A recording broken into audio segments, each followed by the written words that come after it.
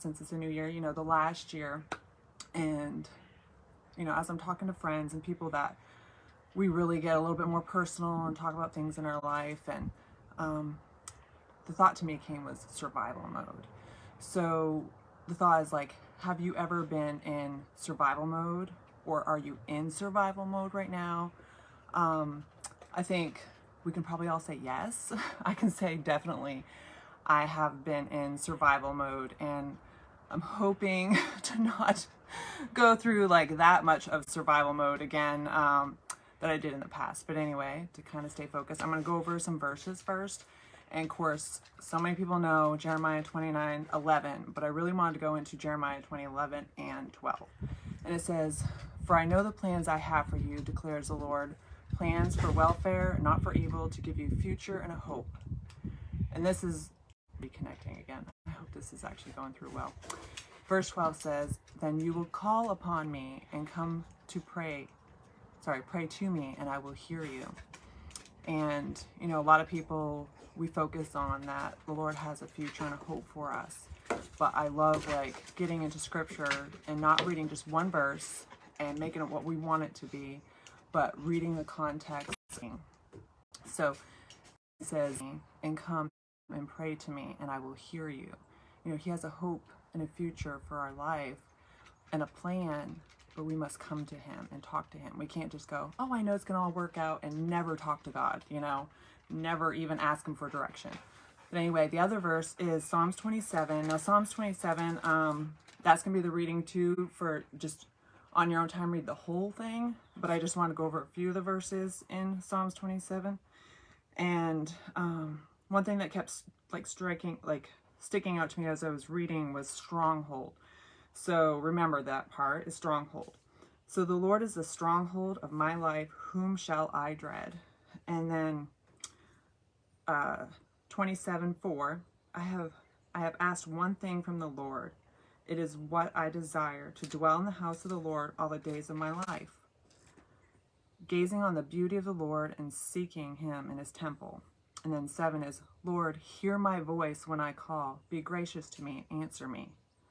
My heart says this about you: seek his face.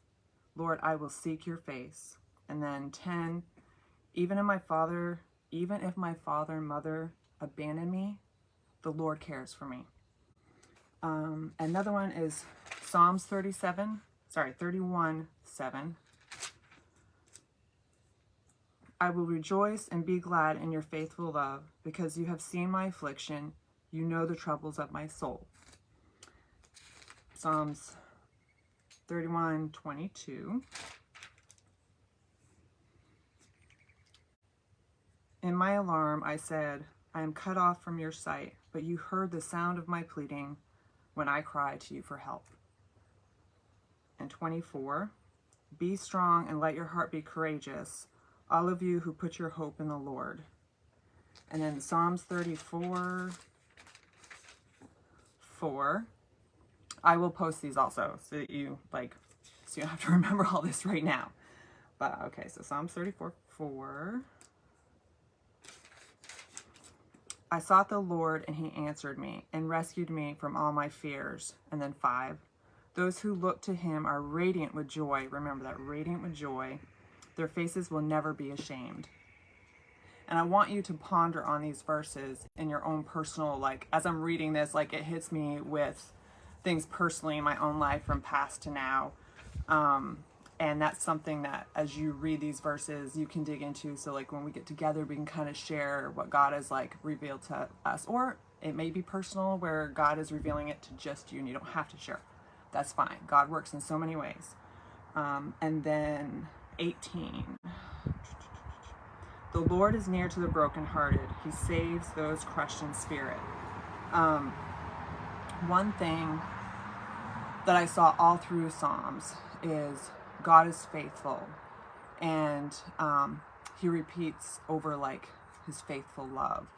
And one of the things that, going back to Psalms 27, 1, the second part of it was, "The Lord is the stronghold of my life, who should I dread?" And I kept thinking, because sometimes I think of strongholds as like, it's a stronghold for me in a negative way. You know, like your thoughts, or like if somebody has addiction or different things like that, I think of like, that's my stronghold. But as I really was reading this in scripture and saying, okay, Lord, what does this mean? Because there was, I was reading in 1 Samuel, and I don't know if like, you know, the story of David and Saul. So if you ever go back to 1 Samuel, but David was running from Saul. So he was in the wilderness running from Saul because he was pursuing him. And it kept talking about like David and the stronghold. I actually think I had that verse. I think I forgot to write it down. Either way, it talked about like the stronghold, and while he was, you know, fleeing and trying to hide from Saul, and about the stronghold of the Lord. So I was like, you know what, let me just look up stronghold, because I'll do that. I was just like, because you think in your mind, you know what a word means, and then when you look it up, you're like, oh, okay, like it's a little bit different than what I'm thinking. So stronghold, when I looked it up, it said a place that has been fortified so as to protect it against attack. So of course I want to look up fortified too. So think about that. It's a place that has been fortified so as to protect against attack. So to me, like the stronghold is a place that's been fortified for protection. So fortified, you know, is a place provided with defensive works as protection against attack. And some of the things, like think about like your food or certain things have been fortified to enhance nutritional, or fortified to add better things to the original thing. So as I was thinking about that, I was like, oh my gosh, Lord, like you are my stronghold. Like that's the place where I want to be. I wanted to be in the place of the stronghold of the Lord. I thought of stronghold as something else, like as the presence of God.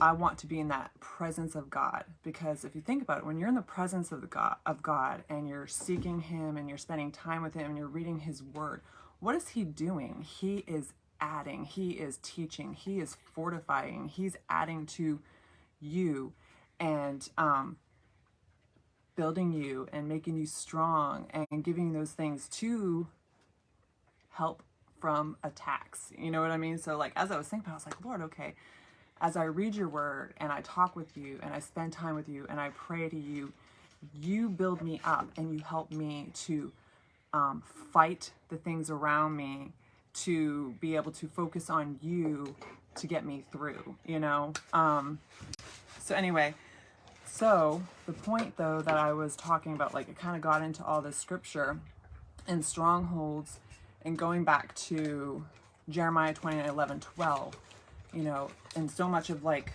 the verses that I was reading to you was, you know, seeking the Lord, and the Lord being that, like I cried out to you, God, like David wrote all the Psalms and was, you know, like in the middle of survival mode and all this stuff, but in the middle of it, he's crying out to the Lord, but he always says how the Lord was there with him and was that stronghold for him. And there was even a time, and I'm thinking of this, like I want you to connect to this personally too, of there was a time that David felt like he felt like God had left him, but David still remained faithful, and God was always faithful to him to like fulfill the promises that he had for David. But in our own personal life, has there been a time, or you may be in that time right now of survival mode? You know, when you were a child, of whatever things that you went through, you were in survival mode. In your marriage, survival mode, when things aren't going right, or there's addiction or other things in that family dynamic with other people, and sometimes your work, your finances, there's so many different things that your survival mode at that moment could be, or you've been through it. So as I'm reading these scripture, being in a time of survival mode, God hears our voice. He hears when we cry out to him, and he will answer. And that's where all these scriptures, and as I read it, it gives me that joy, that radiant joy that he gives us when we spend that time with him, and he speaks to us and speaks to our heart and gives us that new revelation of like, wow, Lord, you are there. Like, I felt alone. I felt that you weren't there, but you were all the time. So taking what's going on around us, and whether it be in our home, this crazy world, that we bring our eyes back to him. So that's one thing that's great about going outdoors and doing a women's group, is like just being God's beautiful presence and the beautiful world that he's created. And just kind of putting those other things not in our front focus, that they're going on around us, yes, and we have to face them, but the times of just putting God in that front focus of all the other things in our time of survival mode. So anyway, I'm excited about